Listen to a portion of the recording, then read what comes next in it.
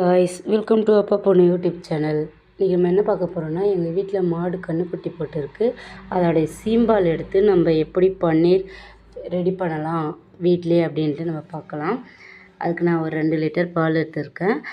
ஒரு கடாயில் ஊற்றிட்டு அதை மிக்ஸ் பண்ணிகிட்டே இருங்க. இது சீம்பாலுன்றதுனால நிறைய பேர் வேஸ்ட் பண்ணுவாங்க கிராமத்தெல்லாம். ஸோ நம்ம அதில் எப்படி பன்னீர் செய்யலான்னு தான் நம்ம பார்க்குறோம். ஓகேவா?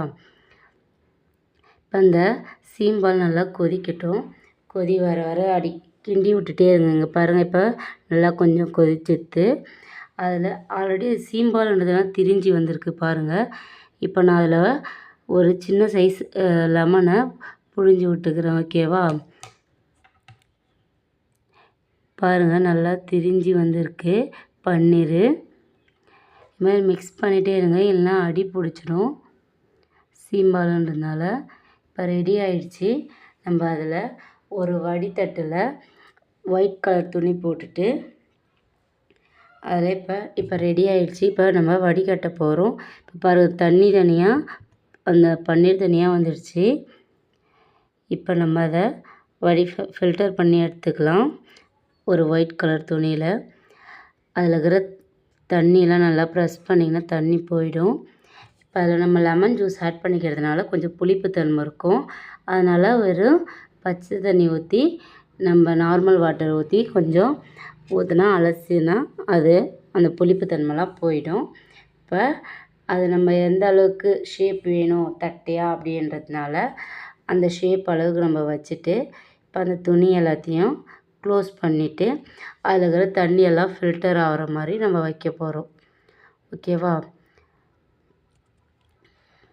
நான் கட்டமாக ஸ்கொயர் ஷேப்புக்கு பண்ணியிருக்கேன்.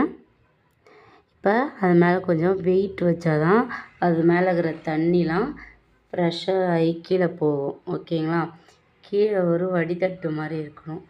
மேலே ஒரு பிளேட் வச்சுருக்கேன் நான். நீங்கள் நார்மலாக ஒரு ப்ளைன் பிளேட்டாக இருந்தால் வச்சுக்கோங்க. அது மேலே வச்சுட்டு ப்ரெஸ் பண்ணிவிட்டு வெயிட்டுக்காக எங்கள் வீட்டில் இருக்கிற ஒரு இரும்பு பொருட்களை வச்சுருக்கேன். இது என்னென்னா இடத்தட்டோட கல். ஓகேங்களா? அதை வச்சுட்டேன். இப்போ ஒரு 1 ஹவருக்கு அப்புறம் நான் ஓப்பன் பண்ணி பார்க்குறேன். அதில் இருக்கிற தண்ணியெல்லாம் ஃபில்டர் ஆகிடுச்சு. இப்போ நம்ம பன்னீரை தனியாக எடுத்து பீஸ் போட ஆரம்பிக்கலாம். ஓகேங்களா? எப்படி நான் க்யூபாக கட் பண்ணுறேன் அப்படின்ட்டு பாருங்கள் எவ்வளோ பர்ஃபெக்டாக சூப்பராக பன்னீர் நம்மளுக்கு ரெடி ஆகிருக்கு. வீட்டிலே நல்லா சாஃப்டாகவும் இருக்கும். சீம்பால்லாம் மோஸ்ட் ஆஃப் அதில் ஏலக்காய் அதெல்லாம் போட்டு ஒரு புட்டிங் மாதிரி செஞ்சு சாப்பிடுவாங்க.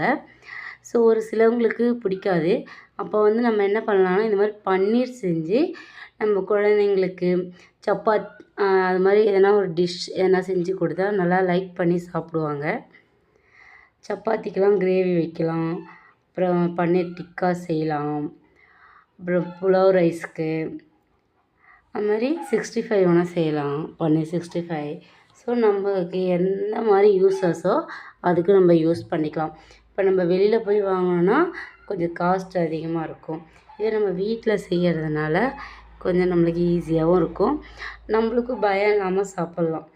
ஏன்னா ஹோம்மேட் அப்படின்றதுனால நம்மளுக்கு எந்த ஒரு கெமிக்கலும் ஆட் பண்ணியிருக்க மாட்டோம். அதனால் நேச்சுரலாக இருக்கும். ஓகேவா? பாருங்கள், எவ்வளோ நான் ஓரத்தெல்லாம் கட் பண்ணிவிட்டு ஷேப் பண்ணிட்டு கரெக்டாக க்யூப் போட்டு எடுத்துக்கிறேன்.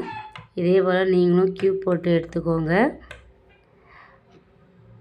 கொஞ்சம் பொறுமையாக கட் பண்ணணும்.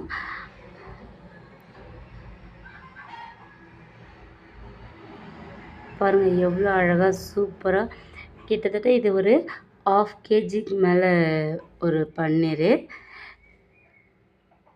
கிடச்சிருக்கு. பார்த்தீங்களா? சூப்பராக க்யூப் போட்டாச்சு. இப்போ நான் கையில் எடுத்து காமிக்கிறேன். பாருங்கள் எவ்வளோ சாஃப்டாக இருக்குது. பார்த்தீங்களா? நல்லா சாஃப்டாக ஜூஸியாக இருக்குது பார்க்கறதுலேயே பன்னீர். இதில் நம்ம எந்த டிஷ் வேணால் செஞ்சு சாப்பிட்லாம். இது மாதிரி நம்ம இதை வச்சு நான் ஒரு ரெசிபி போடுறேன். நெக்ஸ்ட்டு வீடியோ அப்லோட் பண்ணுறேன். ஓகேங்களா? பார்த்தீங்களா பன்னீர் நம்ம எவ்வளோ சூப்பராக இருக்குன்ட்டு. இந்த வீடியோ பிடிச்சிருந்தா லைக் பண்ணுங்கள், ஷேர் பண்ணுங்கள், மறக்காமல் சப்ஸ்கிரைப் பண்ணுங்கள். பாய்.